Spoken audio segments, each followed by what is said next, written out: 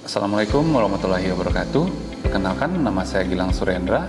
Saya adalah dosen pada jurusan Bahasa Inggris Politeknik Negeri Padang, khususnya pada program studi D4 Bahasa Inggris untuk komunikasi bisnis dan profesional. Bidang ilmu saya adalah ilmu komunikasi, khususnya pada bidang public relations, komunikasi strategis, dan komunikasi interpersonal.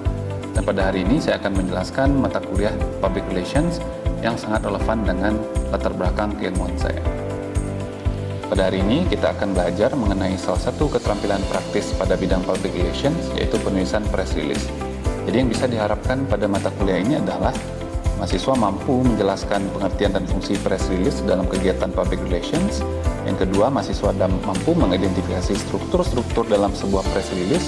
Yang ketiga, itu mahasiswa mampu menyusun sebuah press release yang informatif, sistematis, dan layak dipublikasikan untuk mendukung promosi pariwisata maupun mendukung peningkatan citra organisasi.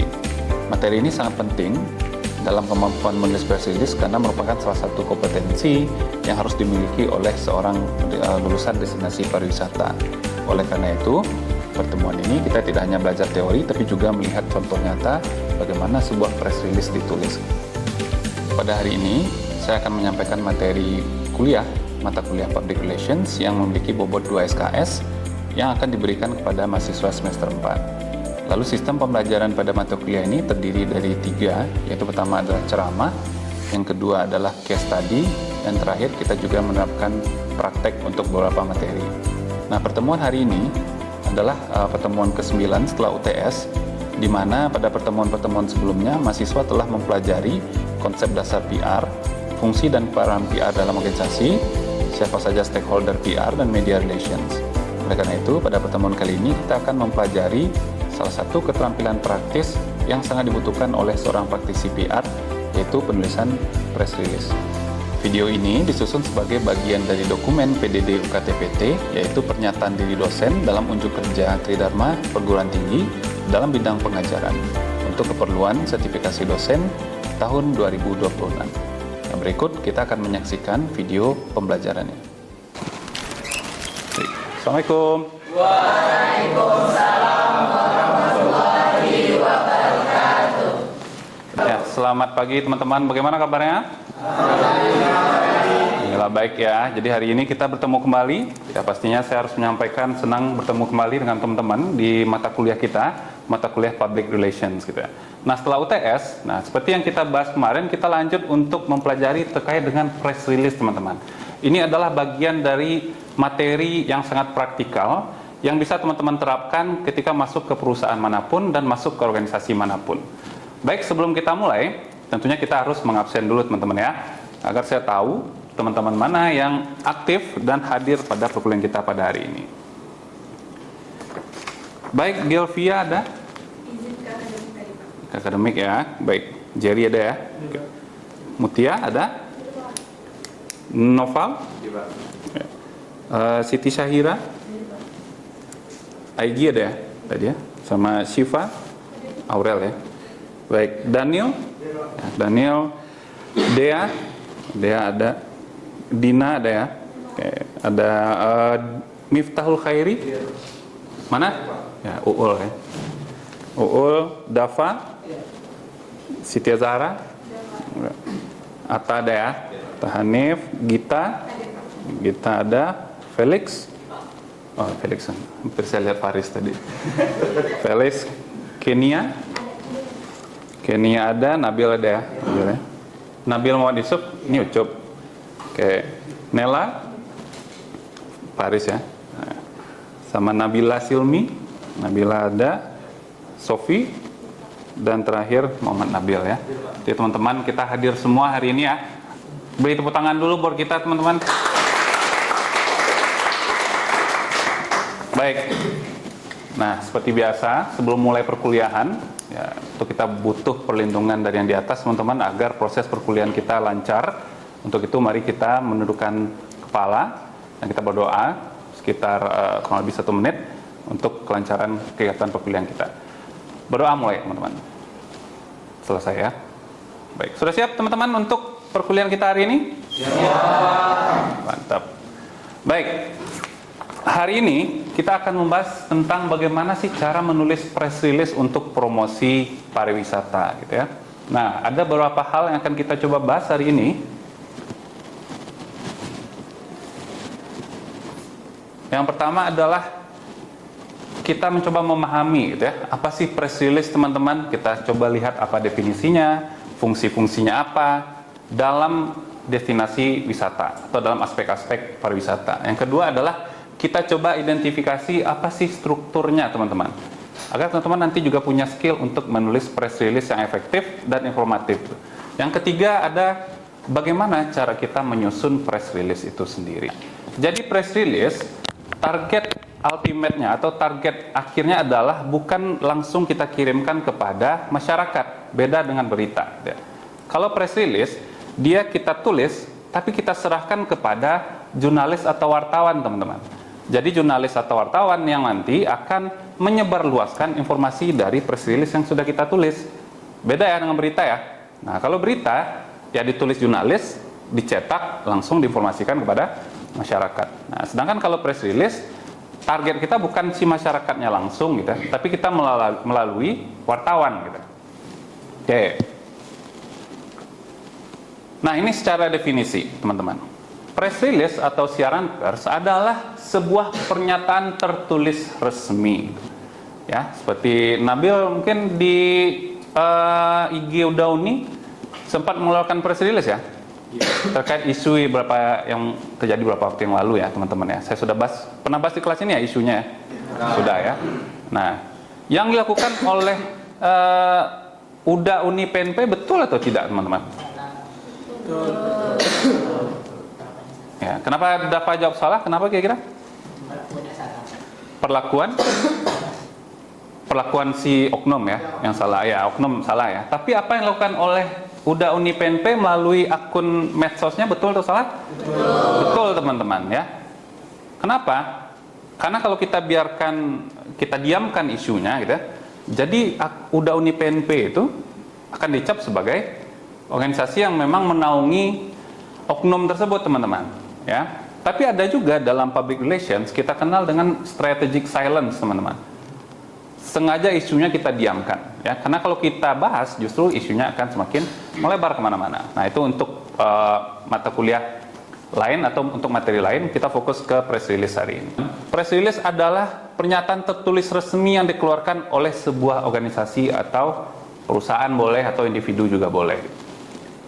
Nah ingat, kepada siapa? Media massa teman-teman. Jadi pernyataan tertulisnya tidak kita kirimkan langsung kepada masyarakat. Oke, isinya apa saja? Informasi yang layak diberitakan agar bisa dipublikasikan kepada khalayak luas. Ada nilai beritanya press release itu teman-teman. Ya. Nah, manusia punya dua tangan, fakta. Tapi apakah itu layak diangkat jadi berita teman-teman? Enggak kan, itu fakta biasa aja itu. Ya. Justru sebaliknya, kalau orang punya tangan 1,5 ya, mungkin itu yang bisa kita angkat menjadi sebuah berita gitu ya. Nah, jadi kata kuncinya dalam sebuah press release adalah resmi, ingat ya, resmi ya. Yang kedua tertulis. Nah, ini juga bedanya nanti dengan press conference teman-teman. Yang ketiga ada faktual, apa artinya? Berdasarkan fakta. Oke, faktual ya. Ini fungsinya teman-teman dalam pariwisata. Yang pertama adalah untuk mempromosikan destinasi wisata itu sendiri. Kita lihat, ya, tempat wisata pasti ada destinasi atraksi teman-teman ya. Kalau tempat wisata tidak ada atraksi, tentu tidak ada orang yang akan berkunjung ke situ. Namanya saja atraksi, attraction, menarik gitu ya. Berarti ada sesuatu yang menarik. Sebagai contoh, kita bisa bikin press release. Ini judulnya ini ya, Pantai Pink Lombok kini punya dermaga wisata baru gitu ya. Nah, kan itu menarik orang ya. Oh, ternyata ada dermaga khusus untuk turis misalnya. Kayaknya itu lebih cocok kita gunakan karena tidak bersinggungan kita dengan dermaga barang misalnya. Jadi orang tahu ada dermaga khusus untuk turis gitu, atau wisatawan. Yang kedua, untuk mengumumkan event, perlu kita bikin press release teman-teman. Misalnya di desa wisata teman-teman mengadakan event 100 tahun penyair terkenal misalnya. Itu boleh kita adakan, kita tulis press release-nya, lalu kita berikan kepada si media. Yang paling penting sebenarnya kita gunakan adalah untuk membangun citra dan reputasi kita, teman-teman. Ada yang tahu citra apa, reputasi apa? Ada yang tahu? Pernah dengar citra itu apa, reputasi apa? Itu pajak itu pencitraan saya tunjuk. Ya, jadi apa citra itu, teman-teman? Yang dari teman-teman pahami saja. Gambaran? Apa lagi? Gambaran yang belum detail. Gambaran, masih dalam bentuk gambaran, teman-teman ya. Ketika saya baru pertama kali masuk kelas ini, teman-teman melihat saya gitu ya, sosok saya gitu. Apa yang lewat kira-kira? Bisa nggak sih ini Bapak ngajar?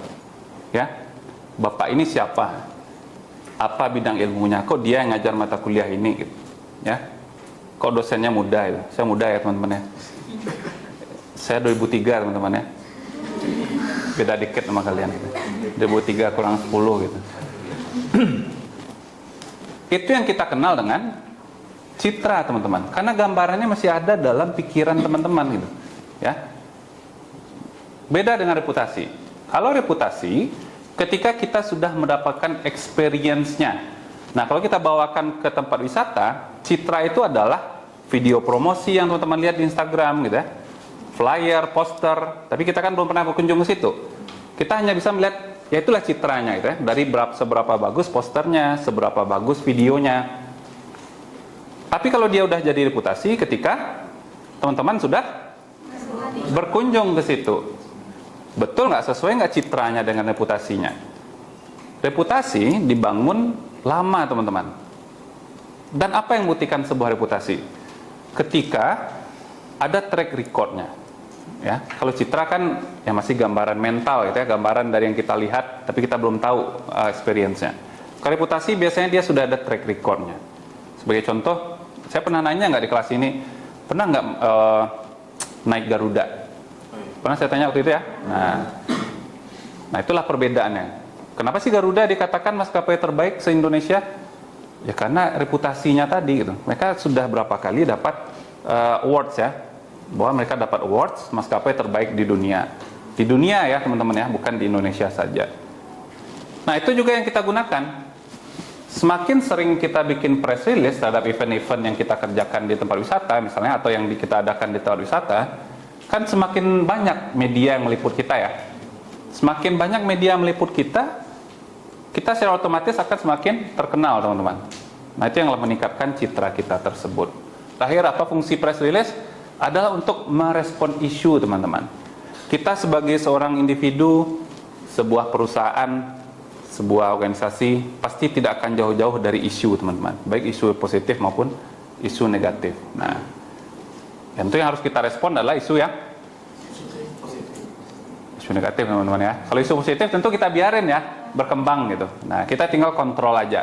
Tapi kalau isu negatif, nah itu yang saya bilang tadi, kalau kita tidak respon akan meluas ke mana-mana. Nah, justru perusahaan kita dituduh buang limbah misalnya. Isunya seperti itu. Orang-orang di sekitaran misalnya perusahaan kita nih di sini di PNP gitu. Nah, buang limbah, orang-orang di Kuranji atau di bawah sana gatal-gatal habis mandi di sungai. Kita dong yang dituduh ya. Isunya itu kan PNP itu yang buang limbah ke situ gitu. Padahal kita selama ini dalam membuang limbah kita punya saluran sendiri gitu yang tidak tergabung dengan aliran sungai gitu. Nah, itu yang harus kita respon. Kita jelaskan kepada publik di mana posisi kita dalam isu tersebut gitu. Paham teman-teman? Untuk keempat ini ya. Oke, kita lanjut ya. Paling penting untuk teman-teman ingat 5 struktur dalam penulisan sebuah press release. Ada yang masuk UKM Pers di sini? Nggak ada? Pernah nulis berita? Siapa yang pernah nulis berita? Dina ya. Oke, beritanya berita hard news, soft news, hard news. Waktu itu persiapan di majalah sekolah. Majalah sekolah ya. Oke. Struktur hard news, piramida terbalik ya. Ya. Nah, struktur press release sebenarnya hampir sama teman-teman dengan struktur news gitu ya. Tapi isinya ada tambahan sedikit di bagian boilerplate dan contact person gitu. Nah, kita bahas satu-satu kenapa sih penting gitu. Yang pertama dalam sebuah press release adalah Judul atau headline, teman-teman. Dalam tulisan jurnalistik, judul itu kita kenal dengan headline. Oke, bukan title ya, tapi headline. Oke. Headline dalam sebuah press release harus mengikuti 3 karakteristik ini. Yang pertama ada singkat, spesifik, dan memikat. Oke. Kenapa memikat? Ya tentu biar orang mau baca, teman-teman ya. Berapa kita tulis berita, kita tulis press release, tapi nggak ada orang mau baca. Spesifik, kenapa? Karena kita harus bisa menggambarkan seluruh isi dari press release kita hanya melalui judul. Siapa yang mengadakan acara, siapa yang terlibat, tanggalnya kapan, dan apa kegiatannya. Cukup 3 itu teman-teman penuhi di dalam sebuah judul. Ingat ya, apa aja tadi? Siapa yang mengadakan atau siapa yang terlibat di dalam press release yang kita tulis, kapan kejadiannya, tahun, minimal tahun ya, tahun 2026, tahun 2025 gitu. Satu lagi, apa tadi? Apa kegiatannya, teman-teman? Oke ya, apa kegiatannya? Itu harus tergambar di judul, teman-teman. Oke. Ingat, mengandung nilai berita dan hindari kalimat promosi berlebihan. Nah, itu headline, teman-teman ya. Oke. Oke, kita lanjut ke yang biru dulu. Biru itu adalah lead, teman-teman. Lead adalah 3-4 baris pertama di dalam sebuah press release. Isinya cuma 3 baris biasanya, 3-4 baris gitu. Sama dengan berita mungkin, teman-teman ya. Kalau ada yang rajin baca berita hard news, pasti ngeh dengan ini, atau pasti sadar dengan ini. Isinya cuma 3 baris, tapi bisa merangkum ini, teman-teman. Apa ini? 5W1H gitu ya. Dalam 3 baris kita harus bisa merangkum 5W1H. Yang pertama ada what. What itu berkaitan dengan apa sih eventnya, apa sih peristiwanya, apa kegiatannya. Oke, W yang kedua when ya. Ya, kita ke bawah ke ya, when gitu. When, kapan kejadiannya. Ya, harus tergambar di lead, teman-teman ya, bukan judul ya. Oke. Yang ketiga harus ada why ya. Mengapa sih diadakan kegiatannya? Mengapa sih ini jadi penting peristiwanya? Harus digambarkan. Lalu who, siapa yang terlibat di dalam press release yang teman-teman tulis atau kegiatan dan event tersebut. Yang kelima ada di mana kejadiannya, teman-teman. Yang terakhir ada how ya. How itu bagaimana? Kita lihat contohnya. Ini lead, teman-teman ya, hanya 2 baris. Oke. Festival Bahari Labuan Bajo 2026. Itu what ya? Kan apa yang diadakan? Berarti mengadakan festival bahari. Siapa yang mengadakan? Dinas Pariwisata. Itu who-nya yang mengadakan event atau yang terlibat dalam event tersebut.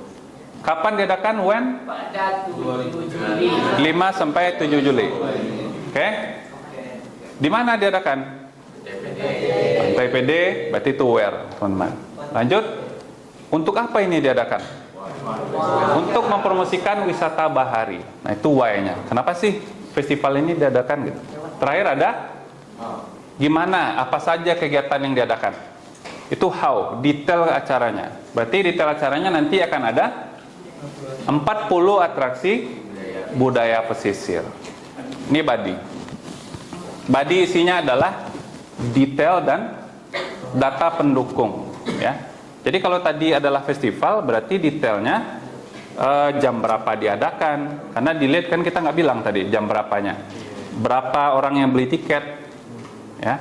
Lalu juga kita kutip narasumber. Berarti kita boleh ngutip. Ya kalau dalam event ini siapa yang boleh kita kutip kira-kira, teman-teman? Untuk kita tanya mengenai detail acaranya. Siapa? Orang yang punya acara.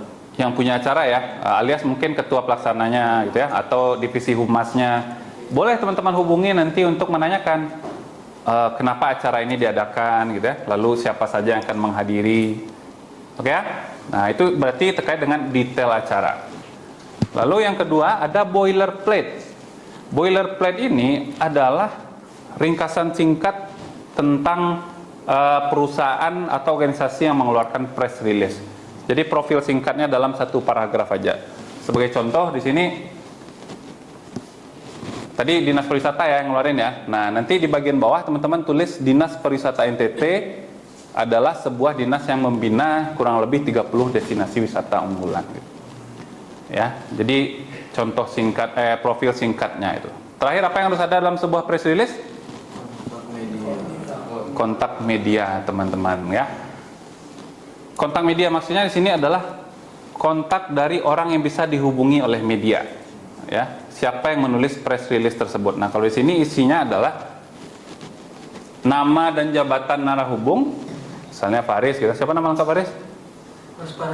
Faris Farezi. Jabatannya adalah Kepala Humas Politeknik Negeri Padang. Ya. Lalu apa lagi yang harus ada? Nomor telepon, nomor HP, email atau medsos. Ya, nomor telepon misalnya nomor WA Faris, lalu emailnya kalau Faris mewakili institusi berarti emailnya pakai email institusi misalnya. Terakhir medsos gitu ya, medsosnya mungkin pnp.si.id misalnya. Terakhir, kenapa harus ada? Karena untuk memudahkan verifikasi teman-teman. Misal kita habis nyebar press release, media kan perlu klarifikasi ya kepada orang yang mengeluarkan press release, ini betul nggak ini kegiatannya, kami mau nulis jadi berita nih gitu ya. Apalagi banyak juga yang tergabung dalam beberapa organisasi di sini ya. Jadi press release ini sebenarnya adalah bagian dari fungsi PR ya, namanya adalah media relations teman-teman. Oke ya. Ya baik teman-teman, dari pemaparan saya ada yang ingin ditanyakan kira-kira? Baik, Habibie ya. Oke, silakan Habibie, ada yang mau ditanyakan? Oke, sebelumnya Pak, Assalamualaikum warahmatullahi wabarakatuh. Perkenalkan, saya Muhammad Habibie. Saya ingin bertanya Pak. Jadi Bapak tadi kan menjelaskan tentang yang namanya press release kan Pak.